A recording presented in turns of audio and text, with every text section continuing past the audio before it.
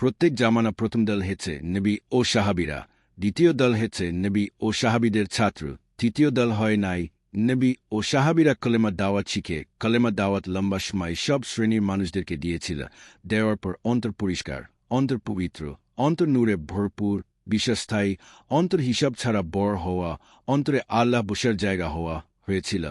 অন্তরে আল্লাহ বসার জায়গা হলে কলেমা দাওয়াতের কাজ একেবারে বন্ধ হয়ে যায়। নবী ও সাহাবীরা তারপর নামাজে আসে, নামাজে আসার পর কলেমা দাওয়াতের কাজ আর করে নাই। নবী ও সাহাবীরা যখন নামাজ শুরু করে তখন কলেমা দাওয়াতের কাজের আয়াত তাদের জন্য বাতিল হয়ে যায়। কলেমা দাওয়াতের কাজ সম্পূর্ণ করে তারা নামাজে এসেছিল।